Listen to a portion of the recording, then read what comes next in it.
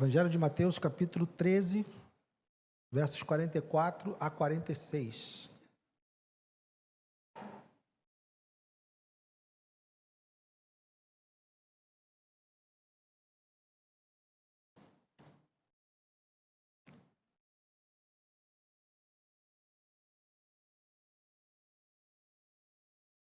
Mateus 13, 44 a 46. Diz assim: o reino dos céus é semelhante a um tesouro escondido no campo, que um homem achou e escondeu. Então, transbordante de alegria, vende tudo o que tem e compra aquele campo. O reino dos céus é também semelhante a um homem que negocia e procura boas pérolas. Quando encontrou uma pérola de grande valor, ele foi, vendeu tudo o que tinha e comprou a pérola. Senhor, obrigado. Obrigado pela tua palavra, Deus. Que o Senhor nos abençoe, que o Senhor fale conosco. Que teu Espírito esteja sobre nós, nos ensinando, nos iluminando, ó Deus, mudando o nosso coração, trazendo revelação, ó Deus, trazendo salvação por meio da tua palavra. Ó Deus, que haja entre nós um espírito de compreensão, que possamos compreender a tua palavra pelo poder do teu Espírito, não apenas uma compreensão intelectual, mas que haja, ó Deus, conversão no nosso coração, e que possamos, ó Pai, pela influência da tua palavra, pelo poder que há nela, nós possamos mudar o rumo da nossa vida, possamos, ó Deus, ser transformados por ti, aperfeiçoados por ti. Tudo isso, ó Deus, eu te peço e te agradeço em nome de Jesus. Amém. Pode sentar, queridos.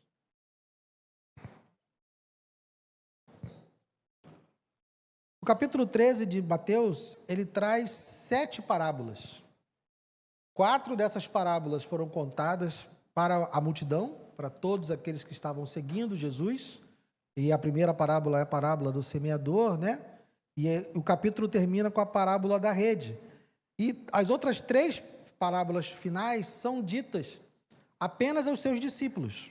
Até a 4ª parábola fala para todos, mas no verso 36 aí do capítulo 3 diz: então, despedindo as multidões, Jesus foi para casa. E aproximando-se dele os seus discípulos, disseram: explique-nos a parábola do joio do campo. Então, a partir daí, Jesus explica a parábola do joio e depois conta mais 3 parábolas para eles. As 2 parábolas que nós lemos agora, a do tesouro escondido da pérola, e termina com a parábola da rede. Parábolas são histórias que a semântica da palavra fala de semelhanças. Então, é contar uma história que ilustra uma ideia, que nos traz a semelhança dessa ideia, para podermos compreender. E eu acho sempre interessante quando a gente fala de parábolas, né? Quando a gente vai estudar parábolas, a gente vai ver autores dizendo que Jesus usava parábolas porque era algo fácil de se compreender. Ele usava histórias comuns daquela cultura para que eles pudessem compreender o que ele está dizendo. Mas quando a gente vai para as próprias palavras de Cristo, e os discípulos perguntam para ele por que ele falava em parábolas, vamos lá, verso 10 do capítulo 13. Então os discípulos se aproximaram de Jesus e lhe perguntaram: por que o Senhor fala com eles por meio de parábolas? Aí a gente vai pensar: não, eu falo porque é para poder eles entenderem. Não é. Verso 11. Ao que Jesus respondeu: porque a vocês é dado conhecer os mistérios do reino de Deus, mas àqueles isso não é concedido. Pois ao que tem, mais será dado, e terá em abundância, mas ao que não tem, até o que tem lhe será tirado. Por isso falo com eles por meio de parábolas, porque vendo, não veem, e ouvindo, não ouvem, nem entendem. Assim nele se cumpre a profecia de Isaías: ouvindo vocês ouvirão, e de modo nenhum entenderão. Vendo vocês verão, e de modo nenhum perceberão, porque o coração deste povo está endurecido. Ouviram com os ouvidos tapados e fecharam os olhos, para não acontecer que vejam com os olhos, ouçam com os ouvidos, entendam com o coração, se convertam e sejam por mim curados. Bem-aventurados, porém, são os olhos de vocês, porque veem. Bem-aventurados são os ouvidos de vocês, porque ouvem.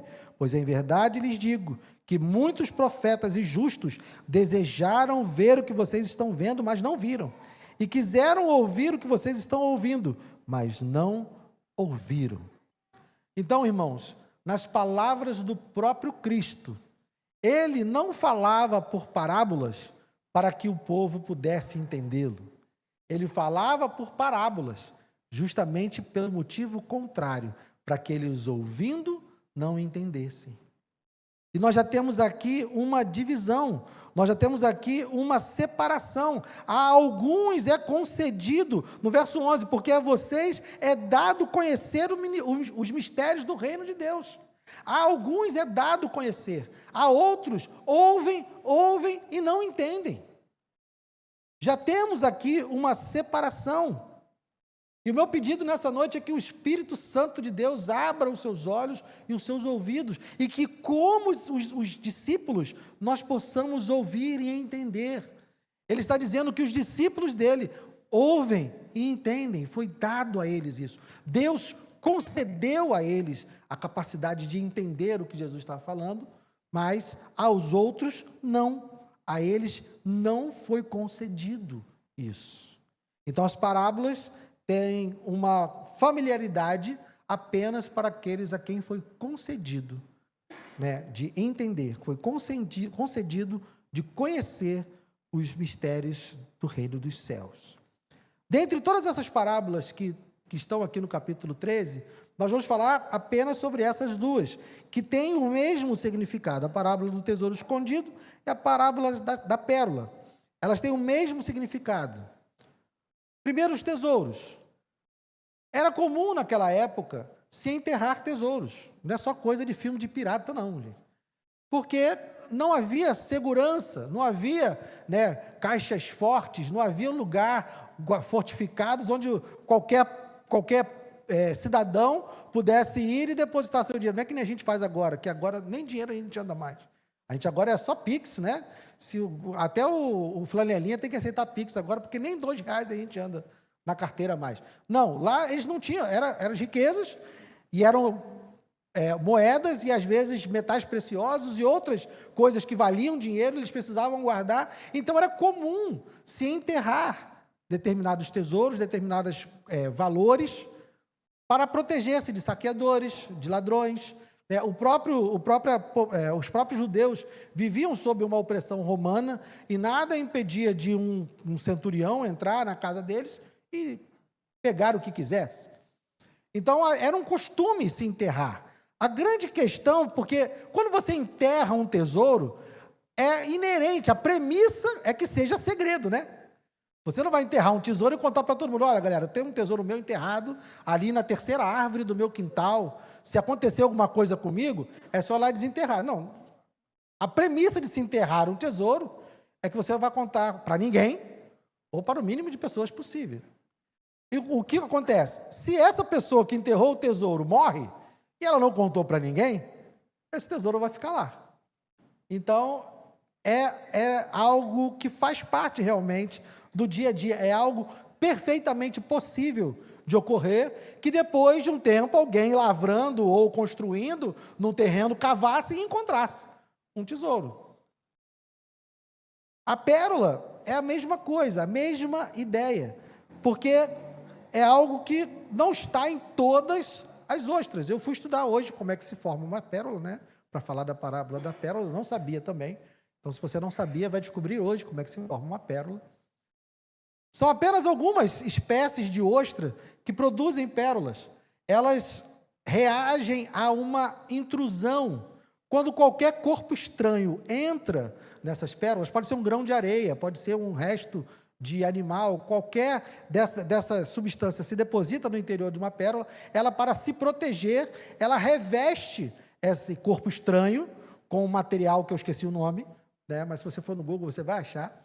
Mas é um material que eu esqueci o nome, que vai formar essa pérola. Não são todas as ostras que têm essa capacidade, não são todas as espécies de ostra, e não são todas elas que vão ser invadidas por um corpo estranho. Então, para você encontrar uma pérola, é necessário que seja uma pérola capaz de produzir, e seja alguém, quer seja uma ostra, obrigado, seja uma ostra capaz de produzir a pérola, e que ela tenha sido invadida por um corpo estranho. Hoje já existem fazendas, tá? Que o cara pega a ostra e joga a coisa lá dentro já para poder ela produzir. Mas isso não se fazia naquela época. Então, você encontrar um tesouro e encontrar uma pérola era algo raro, era algo difícil.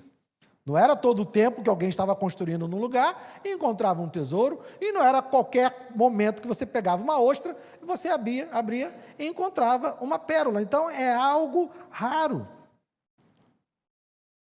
As parábolas que Jesus está contando, está falando de pessoas que encontraram algo raro e que elas tiveram a percepção exata daquilo que elas tinham encontrado. Quando o homem cava no terreno, cava lá no lugar e encontra esse tesouro, ele olha e fala, isso aqui é muito valioso. Ou quando o mercador de pérolas abre aquela ostra e vê aquela pérola, ele fala, essa pérola é muito valiosa. Então, quando eles batem os olhos nesses achados, nessas raridades, eles, então, têm noção completa de que encontraram algo extremamente valioso. Como é que a gente sabe que eles encontraram algo extremamente valioso? Os dois fizeram exatamente a mesma coisa. Eles foram e venderam tudo o que tinham. Tanto o homem do campo quanto o homem da pérola, eles saíram e venderam tudo o que tinham para poder comprar. O homem comprou o campo para ter direito sobre o tesouro. Ele não simplesmente pegou o tesouro para si, ele encontrou, você está no campo, ele foi lá, comprou o campo para poder ter direito ao tesouro. E o outro foi lá e comprou a pérola. Mas a grande questão é que eles pagaram com tudo que eles tinham. Eles não deram uma parte dos seus valores, eles não fizeram uma barganha, não, eles simplesmente foram lá e venderam tudo o que tinham, eles abriram mão de todas as suas posses para poder comprar esse tesouro. Eles tinham noção que tinham encontrado algo de valor incalculável. E valia a pena, então, abrir mão de tudo que eles tinham. E o detalhe aqui na parábola do tesouro escondido é que o Mateus ele registra aqui que o homem do campo, ele faz isso em transbordante de alegria, ele faz isso transbordando de alegria. Ele foi vender tudo que tinha para comprar o campo e estava transbordando de alegria. Não era um peso, não era algo que ele fazia, ai meu Deus, vou perder tudo que eu tenho, vou ter que abrir mão de tudo para poder comprar esse campo e ficar com esse tesouro. Não, ele saiu alegre, ele saiu feliz para fazer essa compra. Ele estava fazendo um excelente negócio. Ele sabia que estava indo vender tudo que tinha, mas ele estava fazendo um excelente negócio. Então lembre-se que Jesus está falando do reino dos céus. E para ilustrar esse comportamento, para que nós possamos entender esse comportamento e vermos uma história que retrata exatamente isso, vamos lá, Filipenses capítulo 3.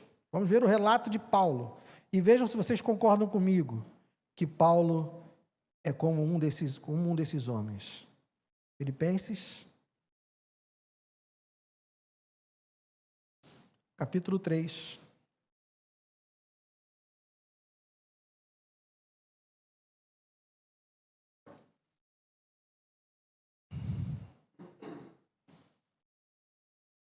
Versos 1 a 9. Filipenses 3, versos 1 a 9.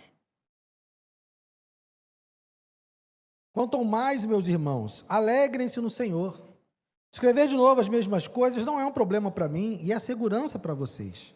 Cuidado com os cães, cuidado com os maus obreiros, cuidado com a falsa circuncisão, porque nós é que somos a circuncisão, nós que adoramos a Deus no Espírito e nos gloriamos em Cristo Jesus, em vez de confiarmos na carne.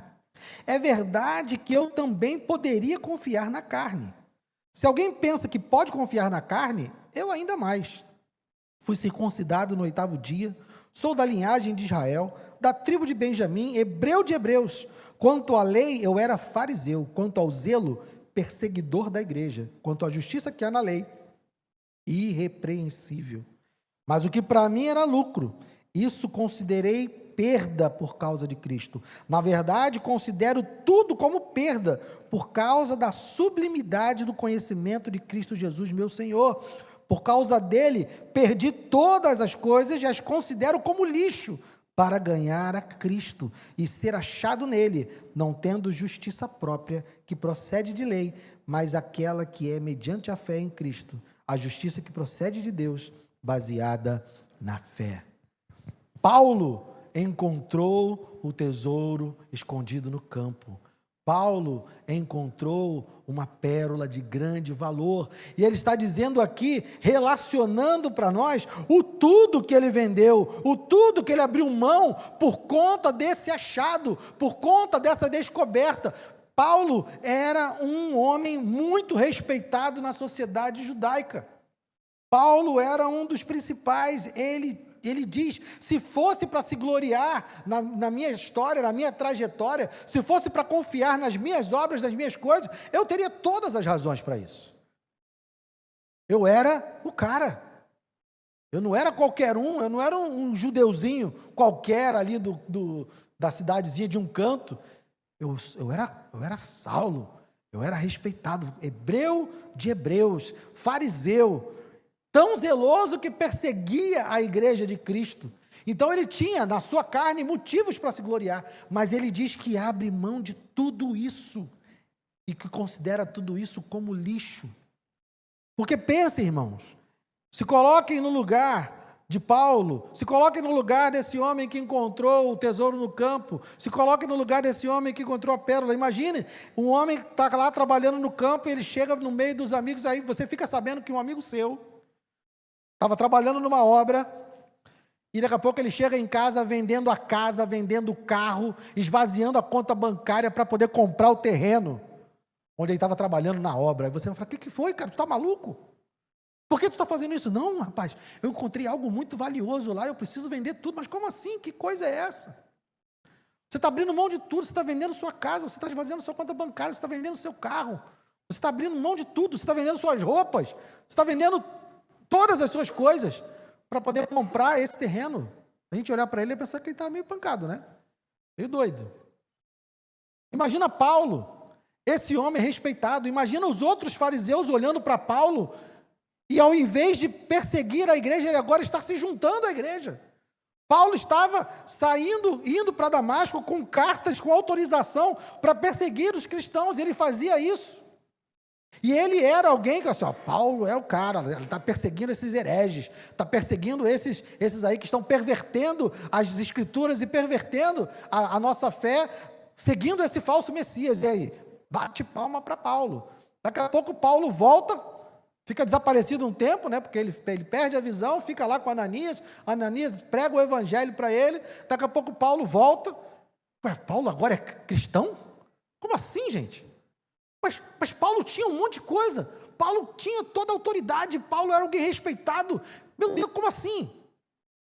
E Paulo está dizendo, olha, isso para mim é nada. Se eu considero como lixo, por causa do tesouro que eu encontrei, eu abro mão de tudo isso, não faço questão nenhuma. Então entendam que Paulo é a personificação desses personagens que Jesus nos apresenta na parábola. Paulo abriu mão de tudo. Paulo deixou para trás toda a sua trajetória de fariseu, deixou para trás toda a sua trajetória como um homem exemplar na fé judaica. Ele abriu mão de tudo isso e se tornou alguém perseguido. Paulo trocou essa posição confortável que ele tinha, trocou por açoites. Ele foi açoitado, ele foi apedrejado, ele foi perseguido, ele sofreu naufrágios, e vai ter em outro momento que ele vai descrever todas as dores e todo o sofrimento que ele passou por ter seguido a Cristo. Mas ele nos diz que ele jamais faria a troca. Mas o que para mim, verso 7, mas o que para mim era lucro, isso considerei perda por causa de Cristo. Quando ele contemplou o tesouro, quando ele contemplou a pérola, ele viu que aquilo era mais valioso do que tudo. Quando ele viu o reino dos céus, quando ele viu o Salvador, quando ele viu o Senhor Jesus, ele viu que valia a pena abrir mão de absolutamente tudo. Não havia nada que tivesse mais valor, não havia nada que ele devesse se apegar e deixar de seguir a Cristo. Ele foi e entregou todas as suas posses, vendeu tudo que tinha, entregou tudo que era valoroso para ele, tudo que era considerado de valor, ele abriu mão para estar com Cristo Jesus. Nós recebemos esse tesouro, irmãos. Esse tesouro foi apresentado a cada um de nós. Nós fomos apresentados ao Evangelho. Jesus Cristo andou nessa terra. Ele veio e encarnou. Sendo Deus, ele encarnou. Ele abriu mão da glória que ele tinha e andou nessa terra para poder cumprir toda a lei, para poder obedecer a Deus de maneira perfeita e fazer aquilo que eu e você não temos condições de fazer. Jesus encarnou e viveu como homem, 100% homem, para realizar aquilo que eu e você não temos capacidade de fazer. Ele veio suprir as nossas deficiências diante de Deus. E qual foi o prêmio que ele levou por causa disso? Qual foi o tesouro que foi entregue a ele? Ele recebeu de Deus a ira, ele recebeu de Deus o castigo, ele recebeu de Deus a cruz. Mais uma vez, uma cruz que era nossa. Ele veio obedecer o que nós deveríamos obedecer e sofreu aquilo que nós deveríamos sofrer. Ele realizou isso em nosso favor e, ao morrer na cruz, ao pagar o preço do nosso pecado, abriu um caminho com o seu sangue para que nós pudéssemos então entrar na presença de Deus e sermos aceitos por Deus. E podermos falar com Deus, e podermos ser feitos filhos de Deus, na medida que nós cremos na obra que Ele realizou para nós. Irmãos, isso é um tesouro de preço incalculável. A obra que Cristo realizou em nosso favor é algo que tem um preço incalculável. Nenhum de nós, com nenhum dinheiro, com nenhum poder, com nenhuma riqueza, seria capaz de comprar isso que Deus nos deu. A parábola não está falando de nós comprarmos esse benefício, só está demonstrando o valor desse benefício. Foi nos dado gratuitamente. A salvação que está em Cristo Jesus é concedida a nós de maneira completamente gratuita. Mas não quer dizer que não tenha valor. Não quer dizer que não tenha um preço. O fato de nós não pagarmos esse preço, não quer dizer que algo não tenha valor. As parábolas nos mostram que a obra que Cristo realiza em nosso favor tem um valor inestimável. E que se fosse para que nós pagássemos por ele, valeria a pena que nós abríssemos mão de tudo. Mas ele nos dá graciosamente. Mas a grande questão é que quando nós recebemos esse presente, quando nós encontramos esse tesouro, nós vamos precisar abrir mão de muitas coisas. Vamos precisar abandonar quem nós éramos. Nós vamos deixar de ser aquela velha criatura e ser nova criatura. Nós vamos abandonar antigos hábitos e adotar novos hábitos. Nós vamos abandonar antigos valores e adotar novos valores. Foi o que Paulo fez. Paulo abriu mão de valores que ele tinha. Ele abriu mão de posição que ele tinha. Não porque ele estivesse pagando por aquilo que Cristo deu a ele. Mas isso é a consequência de seguir. Ao seguirmos o Senhor Jesus, ao entregarmos a nossa vida a Ele, nós estamos abrindo mão dos nossos desejos, dos nossos valores, daquilo que nós temos como precioso e que descobrimos que não é. Porque Paulo descobriu que não era precioso, ele trata como lixo. Ele diz que é lixo.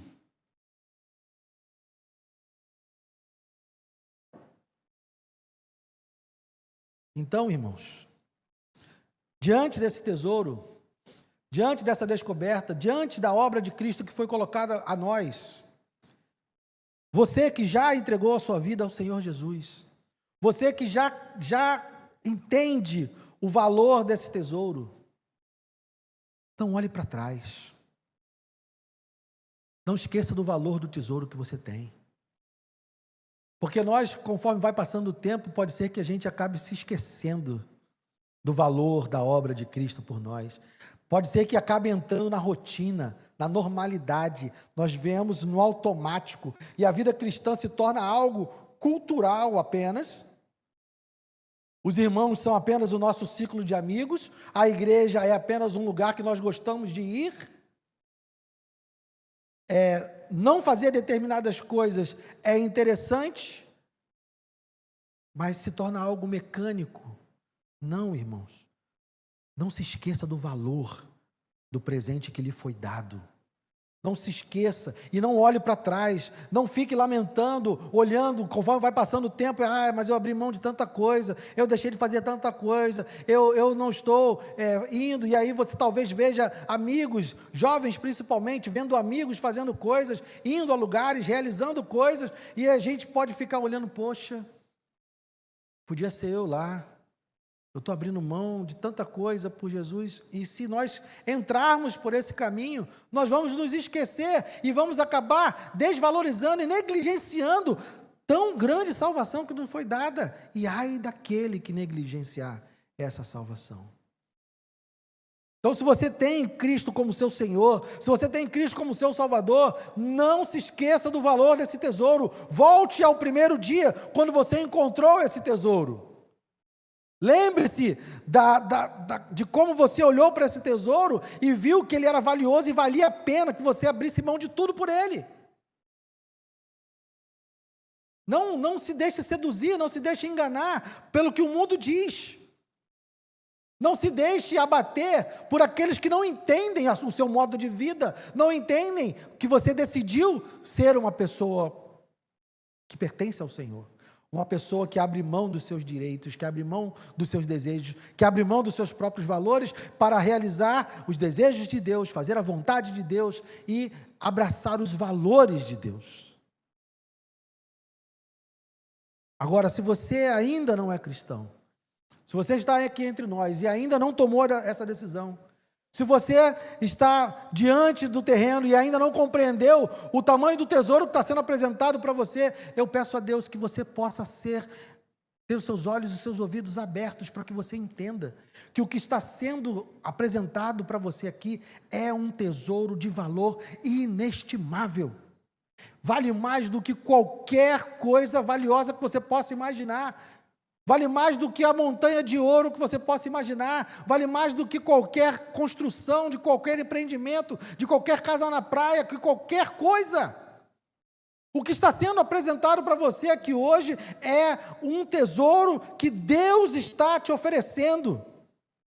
Não porque Ele precise de você, não porque Ele tenha alguma carência que você vai suprir, é o contrário, Ele está te dando esse presente porque você tem uma carência que precisa ser suprida. Você precisa que os seus pecados sejam perdoados, você precisa se arrepender do seu modo de vida, você precisa se arrepender dos valores que tem, você precisa abrir mão, como Paulo fez, para poder ter esse tesouro, você precisa estar disposto abrir mão de tudo, porque quando você olha para esse tesouro, quando você olha para a obra de Cristo na cruz, quando você entende que o próprio Deus encarnou para poder pagar o preço do seu pecado,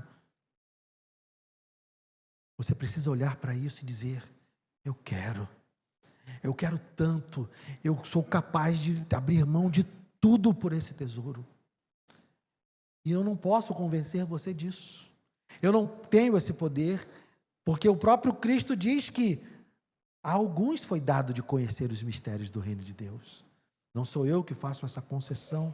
Por isso que quando fazemos, por isso que quando pregamos, por isso que quando estamos aqui reunidos, nós pedimos ao Espírito Santo que nos abençoe, que nos ajude, porque somente o Espírito Santo pode convencer você.